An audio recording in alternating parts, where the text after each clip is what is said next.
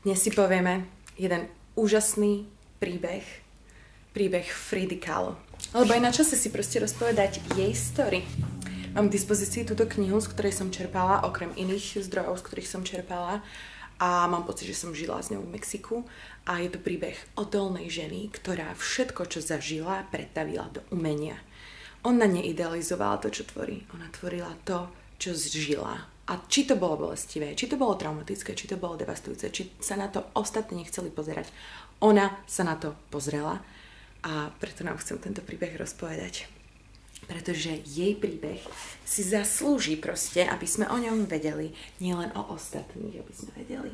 Lebo veľmi nemám pocit, že sa tu ženské príbehy jednoducho len tak obyčajne tradujú a rozpovedajú a že vieme hovoriť tak o ženách ako o mužoch.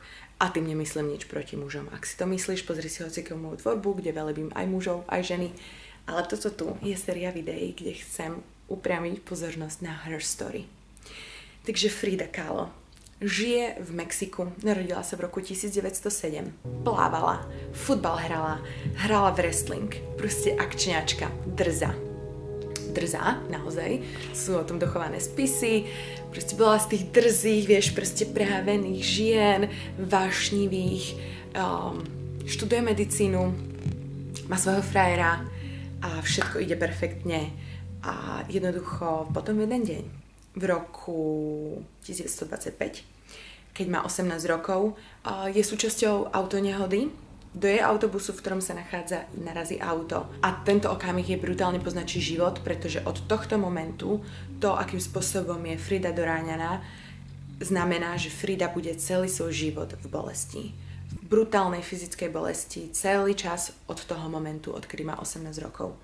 Čiže Frida zažíva poranenú panvu, poranenú chrbticu, 11 zlomenín v pravej nohe a železná tyč jej prešla cez brucho, cez pravý bok, vonku z vagíny. Takže Frida sa ocitá v nemocnici, celý mesiac len leží. Potom po celom mesiaci preležanom, keď zrazu fakt vieš z toho akčného života, že máš 18 a všetko sa deje, všetko je super, si položená len na lôžko, tak môžeš dokonca ísť sa zotavovať domov a ďalšie 3 mesiace si proste na lôžku a len ležíš a len ležíš. A toto je okamih, kedy Frida Kahlo začína maľovať, pretože jej mamka jej zabezpečí hore nad posteľ, nad ktorou ona celý čas leží, zrkadlo na strop, čiže môže vidieť seba a táto jej donesie farby a donesie jej plátno. Vtedy Frida začína maľovať prvýkrát ever. Chcem teraz povedať ináč, že Frida je veľmi autentická, reálna. Akože to z nej normálne strší. Keď som si začala listovať túto knihu, každá fotka, ktorú som videla, som cítila, wow, ona je real. Ona je z tých ozajstných, z tých, ktorí sa neskrývajú, z tých, ktoré sa neboja povedať, čo cítia. Sama Frida Kahlo o sebe rozprávala ako o čarodejnici, to znamená, že bola v spojení so svojou vnútornou múdrosťou a so svojou vlastne kreativitou a so svojím kúzlom a to prejavovala. Frida teda na tej posteli začína maľovať všetko, čo okolo seba vidí a vlastne vytvára neopísateľnú alchymiu, pretože je v bolesti a nemôže nič robiť, ale pretavuje to, ten stav pretavuje ako poriadna alchymistka, ako čarodenica do artu a do niečoho, čo tu po nej ostane. Do niečoho, cez čo môžu prúdiť jej emócie. Čiže jej frajer Gomez vtedy príde a odchádza do Európy. Odchádza do Európy a Frida je strašne smutná, čiže k tomu, čo sa jej deje fyzicky, proste ešte zažíva vlastne rozchod a chce veľmi udržať ten vzťah. Píšu si, potom prichádza apríl a ona dostáva korzet sadrový, v ktorom musí mať celé svoje torzo, vieš, proste v korzete a takto môže nejak existovať. A potom prichádza október a prerušujú spolu kontakt a rozchádzajú sa definitívne Gomez a Frida. Frida postupne sa začne stretávať s komunistami. Maľuje, vieš, už trošku akože žije, čo robí. Začne sa stretávať s komunistami. Chcem, aby si teraz akože to predýchal, že som povedala slovo komunisti. V tej dobe je to proste protistrana proti fašistom. Čiže stretáva sa v Mexiku s komunistami a s jedným je super kamoška, ide k nemu domov, tam majú asi nejaké stretnutie alebo nejaký večierok a tam stretne for real ako prvýkrát naozaj Diega Riveru. jej brutálnu životnú lásku, s ktorým sú madly in love. A vlastne on je umelec tiež. On maľuje murály. To znamená, že maľuje na obrovské steny, obrovské kresby a vlastne Frida príde za ním s tým, že hal Diego, ty si umelec náš mexický, uznávam ťa, povedz mi kritiku na moje obrazy. Tak to sa prvýkrát stretnú, toto je ako keby to, čo ich dáva dokopy.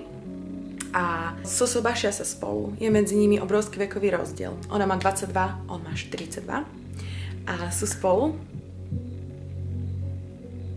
A potom vlastne Frida predáva svoju prvú maľbu. Čiže zrazu sa začínajú diať veci. Potom Frida otehotne, ale keďže má posunutú panvu, ide na potrat, pretože je ohrozené vlastne babetko a možno aj jej život, čiže ide na potrat. Potom idú spolu, ona a Diego, do San Francisca. Tam má on nejakú zákazku a ona vlastne sa tam pohybuje a postupne tam v San Francisku spravia prvú spoločnú výstavu ich artu, ich umenia.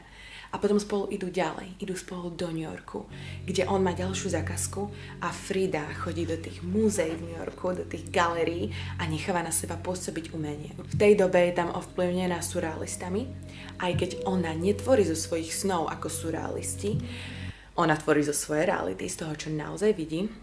Ale aj tak je akoby, vieš, proste sa inšpiruje sa tým, čo vidí v múzeách, inšpiruje sa vôbec nejakou tou dobou v New Yorku vtedy. Potom idú spolu do Detroitu, kde má Diego ďalšiu zákazku a Frida tam potratí svoje bábätko, ktoré znova spolu čakali. A to je pre ňu extrémne devastujúca, krutá vec. Čiže potom, čo Frida zažila strašnú vec tou autonehodou, ktorú tiež kreslila.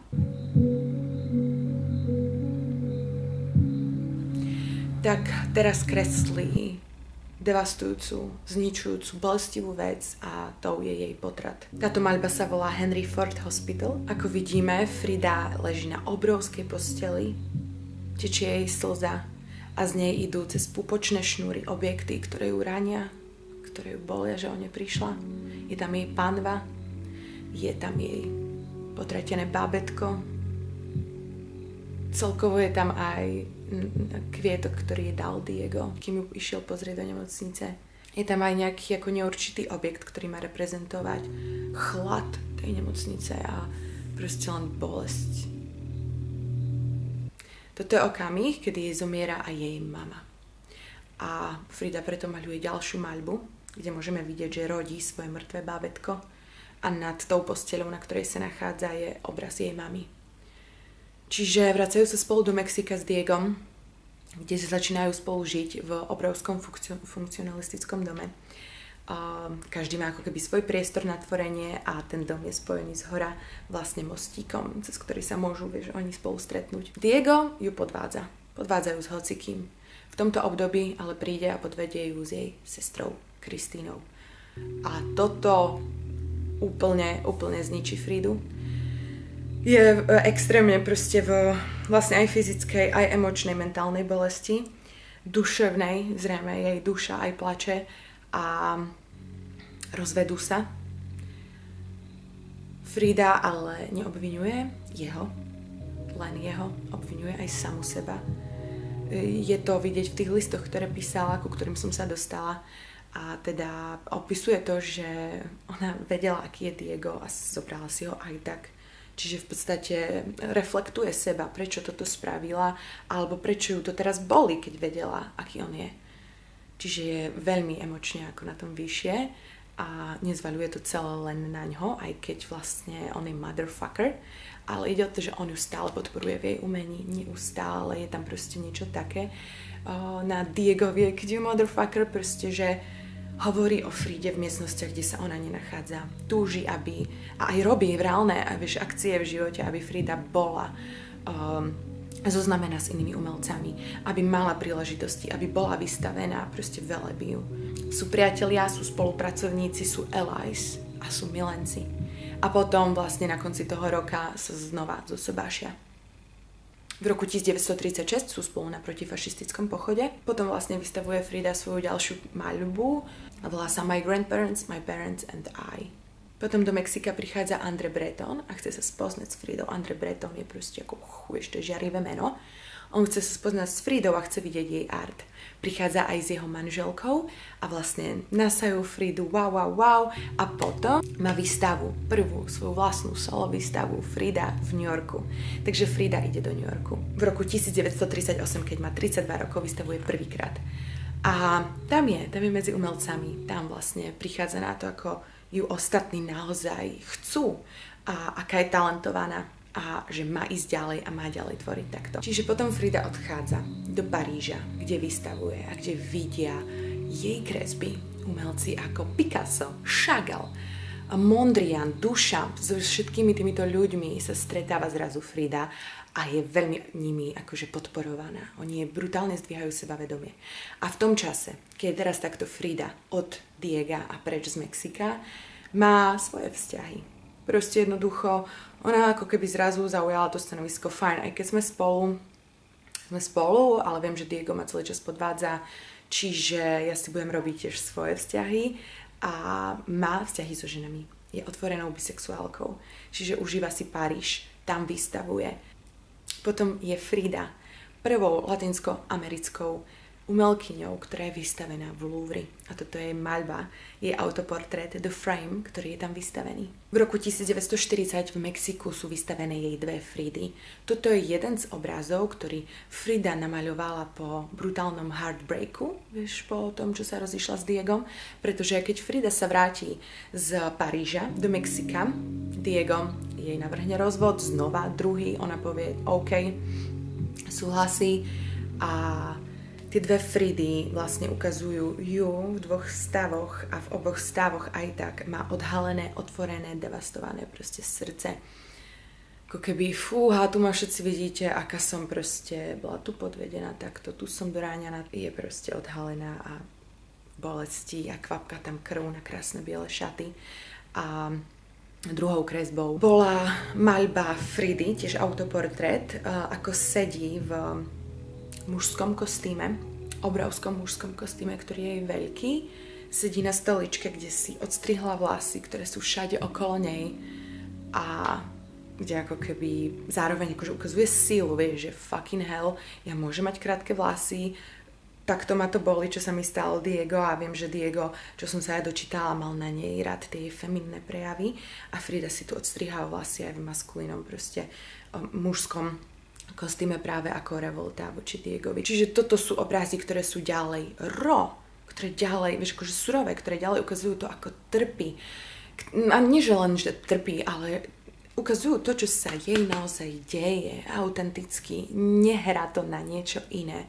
A ja, keď som sa minule rozprávala, predtým, než som točila toto video o Fride, tak mi došlo pri tom, ako som sa do nej, vieš, dostala, čo som o nej hovorila ľuďom, že Frida vlastne bola real influencer, ak to môžem premeniť na dnešnú dobu, pretože ona nešla ti len hovoriť o tom, zosobášili sme sa, jej, teraz sme boli na peknom výlete. Ona hovorí naozaj to, čo sa jej deje a to je odvaha toto tvoriť. Vieš, že tvoríš to, čo ťa aj boli. Že tvoríš proste, si predstav, že napíšeš báseň alebo zložíš pesničku, ktorá je o tom, čo sa ti skutočne stalo. A nielen o tých pekných veciach, lebo dejú sa ti aj zlé veci. Aj hádka, aj neporozumenie, aj zrada od kamošky, zrada od sestry, zrada od rodičov, čokoľvek sa môže udiať. A to je odvaha, toto tvoriť. Vieš, toto vytvoriť a toto si vypočuť a na tieto obrazy sa pozrieť. To je odvaha. A v tejto dobe bola Frida takto odvážna a chcela naozaj ukázať, čo sa jej deje a preto je tam intimita a komunikácia, vieš, a vôbec, že ťa vtiahne do jej obrazov. Ďalšia jej kresba, ktorá na mňa veľmi zapôsobila, maľba, je doraňaný jeleň. Vlastne maľuje krásneho jelenia so svojou vlastnou tvárou, ako keby sa teda s ním stotožňuje, ktorý je v lese, ktorý je proste temný a tmavý, dokonca vzadu je ešte búrka. A ten jeleň má v sebe niekoľko proste bodných rán a už to zrejme nedá. ten jeleň. Už asi ďaleko neujde. Má rány v bokoch, tam, kde vlastne Frida bola totálne tiež doráňaná, má rány v srdci, čiže tento jeleň je ako keby ukážkou jej samej. Dole na tejto maľbe je napísané slovo karma, teda osud, ako keby sa už ona nemala kde uhnúť svojmu osudu. Nemá kde utiec pred tým, čo sa jej deje a čo sa jej hlavne už stalo. A to je odvaha. A to je vlastne tá realness Fridy. A to cítiť z tých fotiek, vieš, kde sa naozaj ona na teba pozerá a nebaví formu. Potom sa spolu znova vezmu s Diegom. Frida potom neskôr maľuje aj svoju, proste jednu z najznámejších malieb, Broken Comb. Potom maľuje aj Moses. To je brutálna veľká kresba, akože kompozične náročná, ikonograficky náročná. Môžeš si všimnúť, že tam je aj Venuša, že tam je aj Panna Mária, že sú tam aj egyptskí faraóni. Toto je proste masív.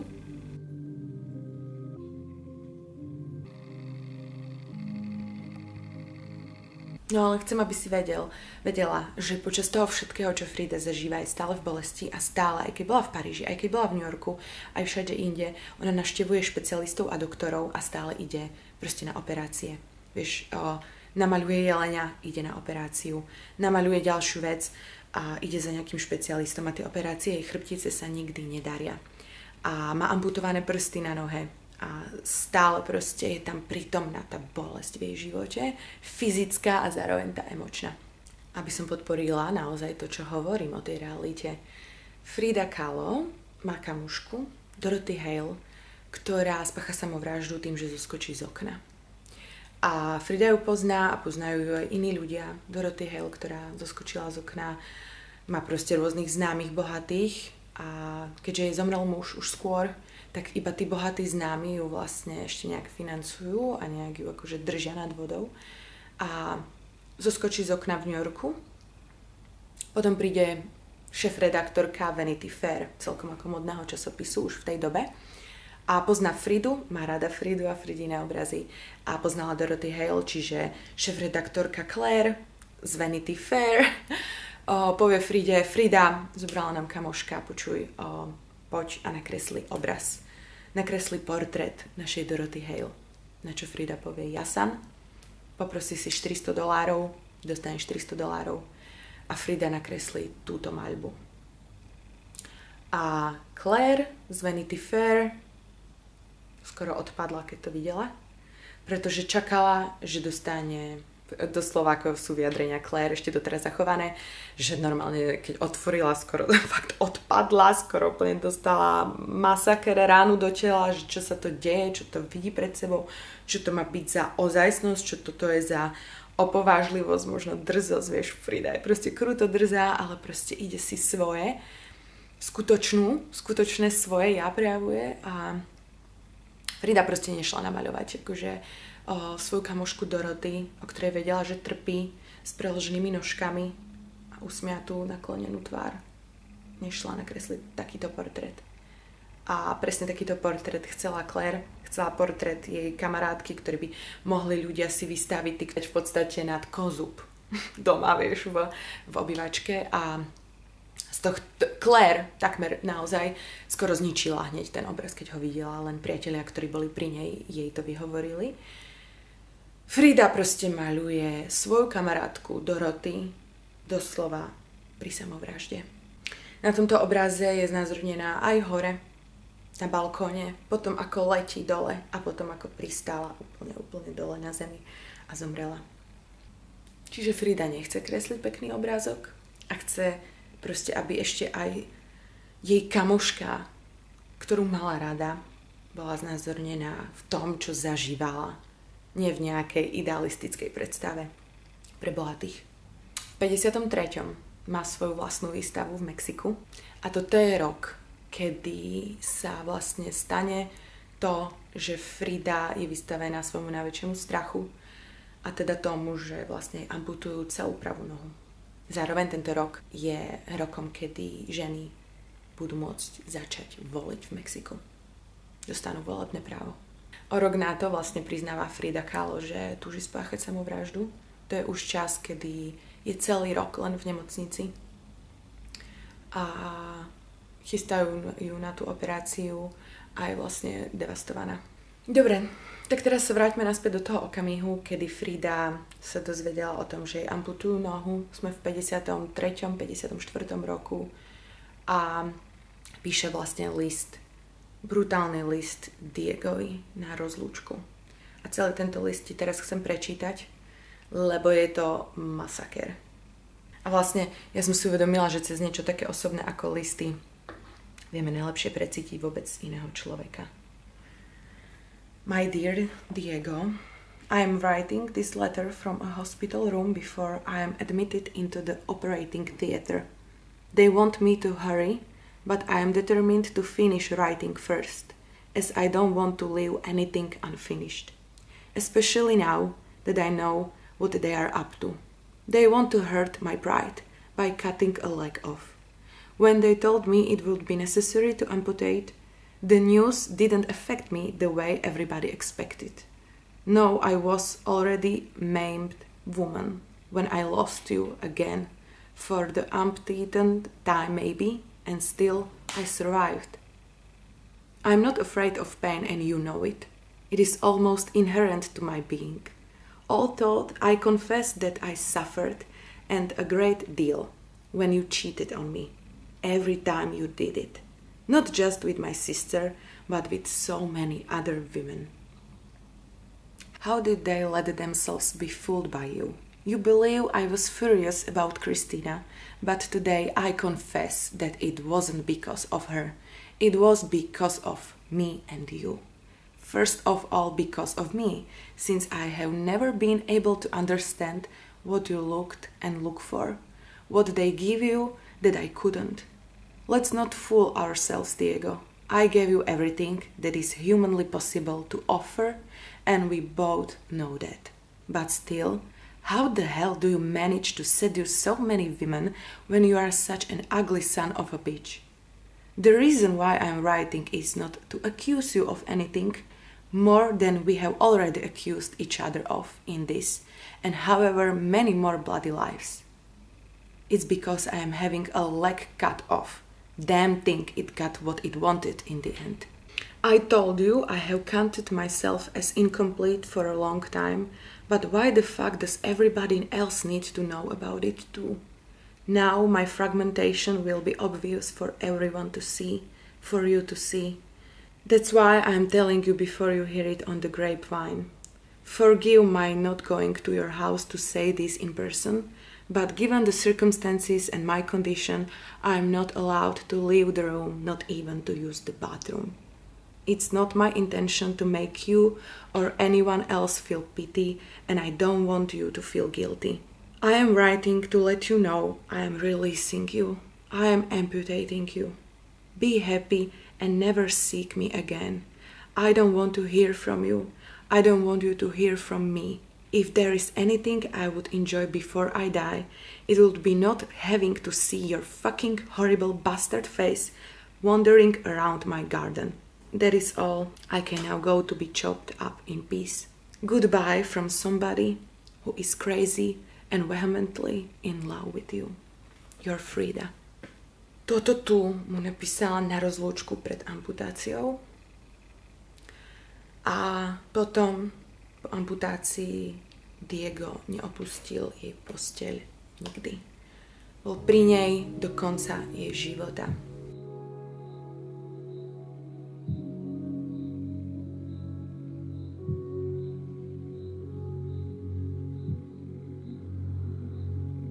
Po jej smrti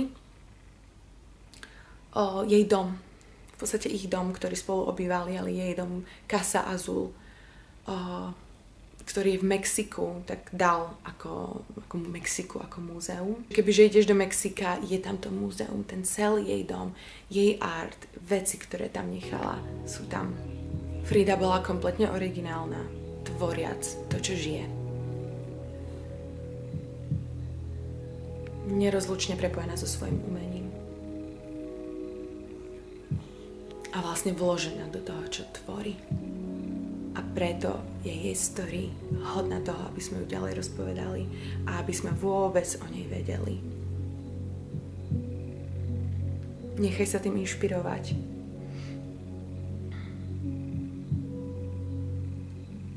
Preto o nej povedal, že je ako ribbon around the bomb. To, čo tvorí. Ako mašlička okolo bomby. A aj keď kreslila ťažké veci, boli to skutočné veci a bola autentická. A žila svoj život plne.